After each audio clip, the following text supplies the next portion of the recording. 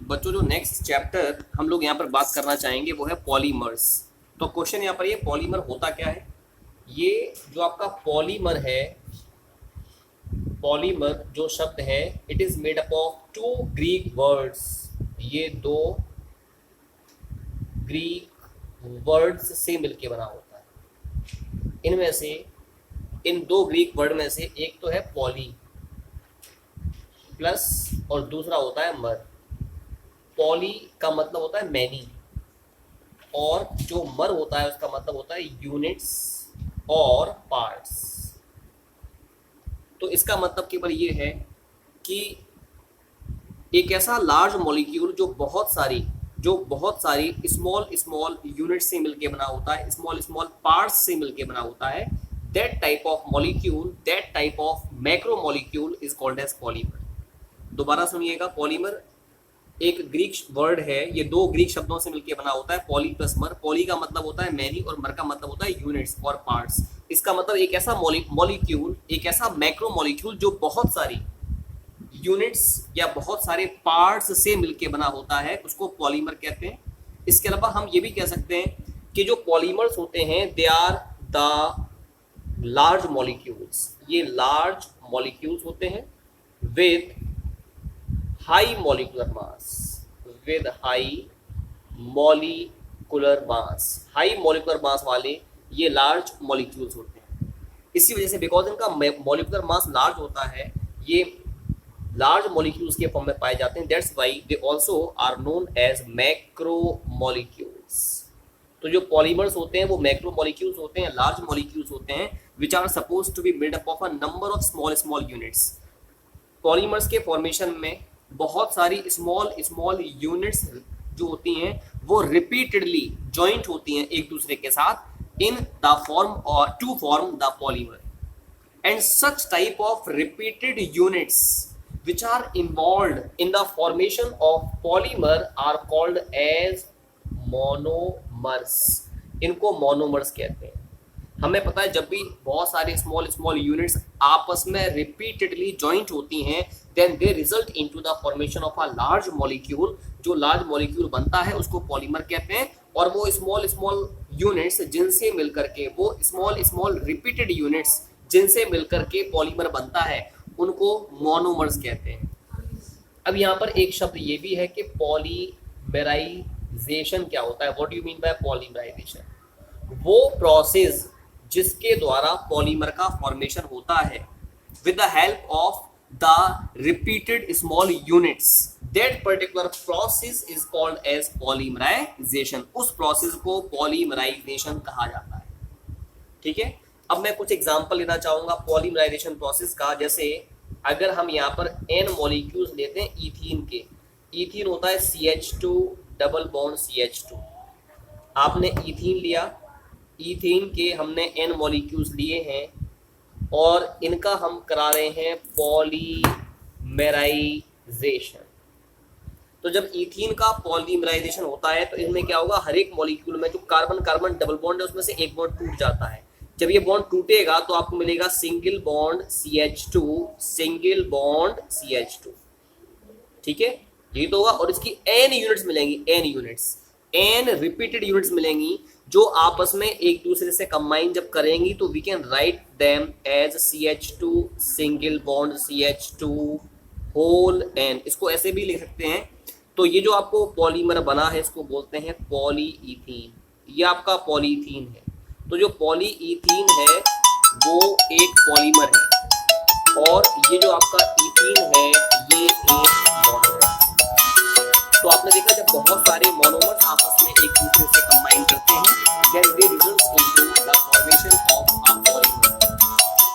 तो इसमें ये स्मॉल स्मॉल यूनिट्स हैं जो आपस में कंबाइन करने के बाद एक जाइंट मॉलिक्यूल, एक मैक्रो मॉलिक्यूल को फॉर्म कर रही हैं। Those small molecules by which a giant molecule or large molecule is formed are called as monomers। और जो बड़ी यूनिट आपकी बनी है उसको हम लोग पॉलीमर कहते हैं। And this process of formation of polymer is called as polymerization. तो ये एक पॉलीमराइजेशन का, पॉलीमर का एक एग्जांपल है। एक एग्जांपल और मैं लेता हूं। मैंने एक मॉलिक्यूल लिया, n मॉलिक्यूल्स लिए मैंने NH2 CH2 होल 6 NH2 के। इसका नाम होता है हेक्सा मिथाइलिन डाइएमीन। ये हेक्सा मिथाइलिन डाइएमीन के मैंने n मॉलिक्यूल्स दिए। इनका हम कराएंगे polymerization with n molecules of adipic acid. इसका फॉर्मूला होता है COOH, CH2 का होल 4 एंड COOH। आपने n मॉलिक्यूल्स लिए, ये एडिपिक एसिड का फॉर्मूला है, एडिपिक एसिड। तो जब आप एडिपिक एसिड को कंबाइन कराते हैं हेक्सा मिथाइलिन डाइएमीन के साथ, तो जो n मॉलिक्यूल्स हैं हेक्सा मिथाइलिन डाइएमीन के, उनमें यहाँ से तो हाइड्रोजन निकल जाएगा और यहाँ से OH निकलेगा, मीन्स इसमें से वाटर मॉलिक्यूल आपका निकल जाता है। तो जब ऐसे यहाँ पर इस हेक्सा मिथाइलिन डाइएमीन का H निकलेगा, इसके इस साइड में जो दूसरा मॉलिक्यूल प्रेजेंट होगा एडिपिक एसिड का, उसका OH हटेगा। ऐसे यहाँ पर इस मॉलिक्यूल का OH हटेगा, इसके इस साइड में जो भी आपका हेक्सा मिथाइलिन डाइएमीन होगा उसका H हटेगा, means a number of water molecules will be removed. तो यहाँ से H हटा तो क्या बचा, सिंगल बॉन्ड बचा NH, और फिर क्या अटैच है इससे CH2 का होल 6 अटैच है। फिर क्या अटैच है इससे NH अटैच है। इस NH से क्या अटैच है, OH तो निकल गया, यहाँ से अटैच है ये CO सिंगल बॉन्ड, फिर CH2 होल 4 और क्या है यहाँ पर CO, ठीक, और इस पूरे का क्या होल, पूरे का होल N। तो यहाँ पर ये जो आपको पॉलीमर मिला है इसका नाम होता है नायलॉन 66। ये नायलॉन 66 पॉलीमर है। तो it is also the process in which the formation of a giant molecule takes place with the help of a number of small units. तो इन स्मॉल यूनिट्स को एडिपिक एसिड और hexa methylene diamine जो small units हैं इनको monomers कहते हैं, और उनके फलस्वरूप जो जाइंट मॉलिक्यूल यहाँ पर बना है nylon 66, it is called as polymer. And this specific process of formation of polymer is called as polymerization। इसको polymerization कहते हैं, ठीक है। अब इसके बाद मैंने आपको बताया पॉलीमर्स क्या होते हैं, पॉलीमराइजेशन क्या होती है। अब इसके बाद में जो नेक्स्ट टॉपिक के बारे में हम लोग बात करेंगे वो है क्लासिफिकेशन ऑफ पॉलीमर्स, कि जो पॉलीमर्स हैं उनको आप कैसे क्लासीफाई करेंगे। So the next topic is classification of polymers. ये पॉलीमर्स को हम किस प्रकार से क्लासीफाई कर सकते हैं। अगर आप पॉलीमर्स को क्लासीफाई करना चाहते हैं, there are a number of criterias on the basis of which we can classify the polymers. पहला है the classification which is based on the sources या सोर्स। किस पर्टिकुलर सोर्स से आपको पॉलीमर मिल रहा है, उसके बेसिस पर हम पॉलीमर्स को 3 कैटेगरीज में बांट सकते हैं। आपने पॉलीमर्स को कहां से ऑब्टेन किया है, सोर्स के बेसिस पर पॉलीमर्स 3 टाइप्स के होते हैं। इनमें से पहले कहलाएंगे the first type of polymers are called as natural polymers. The second type of polymers are called as synthetic polymers, while the third type of polymers are called semi synthetic polymers। तो मैंने आपको ये बताया कि आप polymer को किस specific source से ऑब्टेन कर रहे हैं, उसके बेसिस पर पॉलीमर्स 3 प्रकार के होते हैं, नेचुरल पॉलीमर्स, सिंथेटिक पॉलीमर्स और सेमी सिंथेटिक पॉलीमर्स। क्वेश्चन यहाँ पर यह है कि नेचुरल पॉलीमर्स होते क्या हैं। वो पॉलीमर्स जिनको आप नेचुरल सोर्सेज से ऑब्टेन करते हैं। नेचुरल सोर्सेज में या तो आपके एनिमल्स होते हैं या आपके प्लांट्स होते हैं, यानी वो पॉलीमर्स जिनको आप या तो एनिमल्स से ऑब्टेन करेंगे या प्लांट से ऑब्टेन करेंगे। Such type of polymers are called as natural polymers. The examples of natural polymers are proteins, protein के एग्जांपल होते हैं, सेल्यूलोज एग्जांपल हैं, rubber, starch, they all are said to be the examples of the natural polymers। यानी वो polymers जिनको आप obtain करते हैं नेचुरल सोर्सेज से, यानी एनिमल से या प्लांट से। हमें पता है प्रोटीन आपकी जनरली एनिमल से भी ऑब्टेन होती है, प्लांट्स भी आपकी प्रोटीन को ऑब्टेन करते हैं। Cellulose it is always obtain from plants, starch plant से ऑब्टेन होता है, रबर प्लांट से ऑब्टेन होता है। तो वो पॉलीमर्स जिनको हम प्लांट्स से या एनिमल्स से ऑब्टेन करते हैं, they are called as natural polymers. अब क्वेश्चन यहाँ पर ये है, सेकेंड टाइप ऑफ पॉलीमर्स होते हैं सिंथेटिक पॉलीमर्स। क्या होते हैं सिंथेटिक पॉलीमर्स? वो पॉलीमर्स जिनको हम केमिकल रिएक्शंस के द्वारा लेबोरेटरी में प्रिपेयर करते हैं या इंडस्ट्रीज में प्रिपेयर करते हैं with the help of synthetic process, such type of polymers are called as synthetic polymers. क्योंकि इनको ह्यूमन बीइंग के द्वारा बनाया गया है इन द लेबोरेटरी और industry, that's why these polymers also are called as man made polymers. इनको man made polymers भी कहा जाता है। ये जो आपके सिंथेटिक पॉलीमर्स होते हैं, हमें पता है हमारे डे टू डे लाइफ में या इंडस्ट्रीज में इनका बहुत ही इंपॉर्टेंट एप्लीकेशन होता है। बहुत सारे एग्जांपल्स हैं सिंथेटिक पॉलीमर्स के, जैसे नायलॉन जिनको हम फाइबर्स के फॉर्मेशन में, पॉलीएस्टर्स ये भी फाइबर्स की सिंथेसिस में यूज किए जाते हैं। इसके अलावा प्लास्टिक्स जैसे polyethene, polyethene is an example of plastic only. इसके अलावा रबर, कुछ रबर होते हैं, ये नेचुरल रबर नहीं है, एक रबर होता है ब्यूना एस या ब्यूना एन। तो जो आपके सिंथेटिक रबर्स होते हैं they are the examples of synthetic polymers. Rubber भी दो टाइप के होते हैं, synthetic rubbers as well as natural rubbers. तो हम यहाँ पर सिंथेटिक रबर की बात करेंगे, ब्यूना एस या ब्यूना एन। इसके बाद third type of polymers are called as semi synthetic polymers. Question यहाँ पर यह है कि सेमी सिंथेटिक पॉलीमर्स होते क्या है? वो पॉलीमर्स जिनको हम नेचुरल पॉलीमर्स से ऑब्टेन करते हैं, लेकिन आप फिर उनका कराते हैं केमिकल मॉडिफिकेशन, उनकी कराते हैं केमिकल रिएक्शन, जिसके फलस्वरूप आपका मॉडिफाइड पॉलीमर बन जाता है और उस पॉलीमर को बोलते हैं सेमी सिंथेटिक पॉलीमर। जैसे हमें पता है जो सेल्यूलोज एक पॉलीमर होता है, सेल्यूलोज एक पॉलीमर है, वो आपको ऑब्टेन होता है फ्रॉम प्लांट्स। लेकिन अगर आप इसका कराएंगे एसिटाइलेशन, मतलब इसकी कराएंगे रिएक्शन एसिटिक एनहाइड्राइड के साथ, एनहाइड्राइड के साथ, तो आपका जो कंपाउंड बनता है वो है सेल्यूलोज डाई एसीटेट का फॉर्मेशन होता है। इस सेल्यूलोज डाई एसीटेट को हम लोग फाइबर्स की सिंथेसिस में यूज करते हैं। इसके अलावा कुछ पर्टिकुलर, मतलब इनको हम लोग यूज करते हैं फाइबर्स की सिंथेसिस में, एसीटेट रेयन के फॉर्मेशन में। इसके अलावा और भी अदर मटेरियल्स हैं, जैसे फिल्म्स के फॉर्मेशन में, ग्लासेस के फॉर्मेशन में भी इसको यूज करते हैं। इसके अलावा एक और एग्जांपल, यहाँ पर जो सेल्यूलोज डाई एसीटेट है, it is an example of semi synthetic polymer. एक और एग्जांपल मैं ले रहा हूं, सेल्यूलोज नाइट्रेट। इसमें भी आपने सेल्यूलोज में नाइट्रेट ग्रुप को इंट्रोड्यूस करवाया है। तो these both are said to be the examples of semi synthetic polymers। Semi synthetic का मतलब वो पॉलीमर्स जो नेचुरल पॉलीमर्स से ऑब्टेन तो होते हैं, लेकिन हम नेचुरल पॉलीमर का कराते हैं chemical modification. As a result of it result into the formation of semi synthetic polymer. जैसे आपने सेल्यूलोज लिया, उसका कराया एसिटिक एनहाइड्राइड के साथ रिएक्शन, तो उसका हो गया सेल्यूलोज का एसिटाइलेशन और वो कन्वर्ट हो गया सेल्यूलोज डाई एसीटेट, जिसको कि हम लोग यूज करते हैं एसीटेट रेयन के फॉर्मेशन में। इसके अलावा अदर फिल्म्स, ग्लासेस, इनकी सिंथेसिस में भी इसको हम लोग यूज करते हैं। अब इसके बाद, तो ये पहला क्लासिफिकेशन था, क्लासिफिकेशन बेस्ड ऑन सोर्सेज। अब मैं बात कर रहा हूं classification based on the structure of polymer. Structure of polymer, जो आपके पॉलीमर्स होते हैं उनके स्ट्रक्चर के बेसिस पर आपके जो पॉलीमर्स हैं उनको हम लोगों ने 3 कैटेगरीज में बांटा है। उनमें से फर्स्ट कैटेगरी है लीनियर पॉलीमर।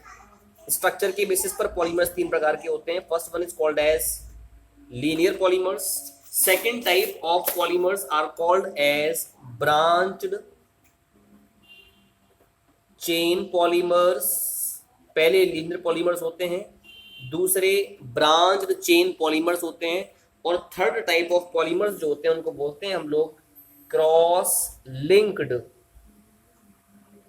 और they are called network polymers. तो पॉलीमर्स 3 टाइप के हो गए, linear polymers, branched chain polymers as well as cross linked polymers. सबसे पहले हम यहाँ पर बात करना चाहेंगे लीनियर पॉलीमर्स के बारे में कि लीनियर पॉलीमर्स क्या होते हैं। वो पॉलीमर्स जिनमें डिफरेंट मोनोमेरिक यूनिट्स आपस में एक दूसरे के साथ कंबाइन करते हैं to form long chain like this.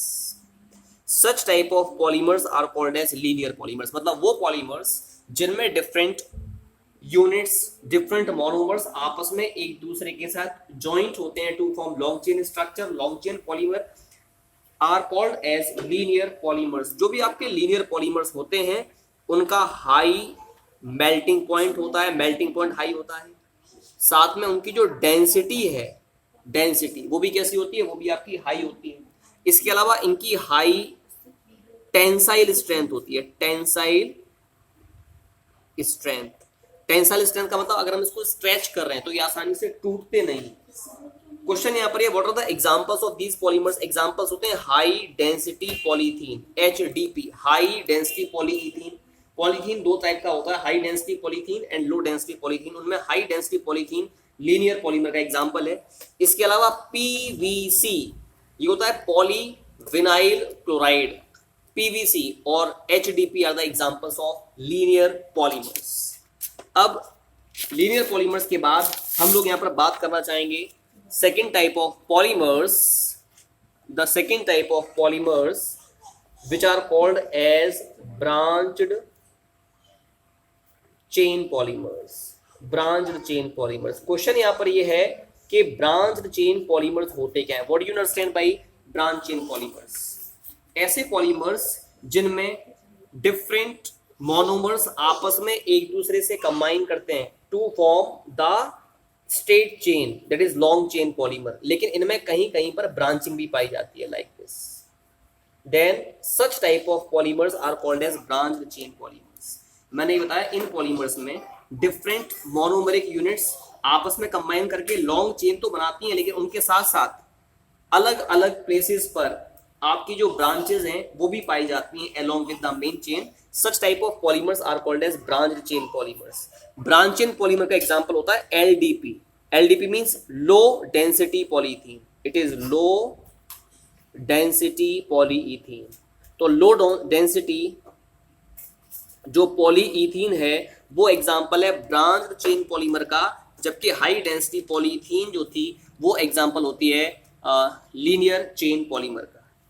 इसके अलावा third type of polymer that I want to discuss here is cross linked polymers, या they also are called as network polymers.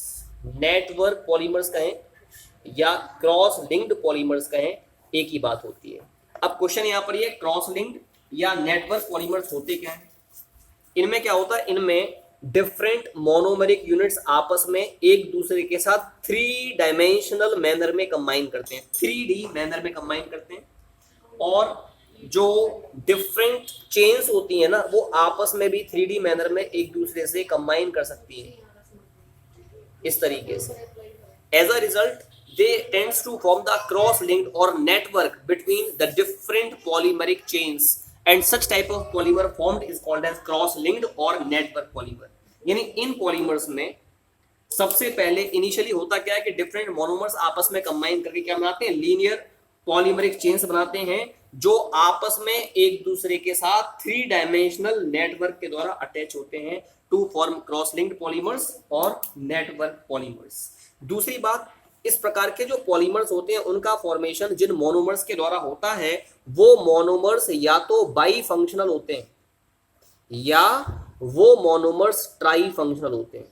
By functional का मतलब है कि उनमें या तो 2 फंक्शनल ग्रुप्स पाए जाते हैं या उनमें 3 फंक्शनल ग्रुप्स पाए जाते हैं। The examples of such type of polymers are melamine. Melamine cross linked या नेटवर्क पॉलीमर का एग्जांपल होता है। इसके अलावा जो बेकेलाइट है, bakelite, it is also said to be the example of cross linked polymer. ये भी आपका क्रॉस लिंक्ड पॉलीमर का एग्जांपल है। तो यहां पर हमने डिस्कस किया the classification of polymers on the basis of the structures.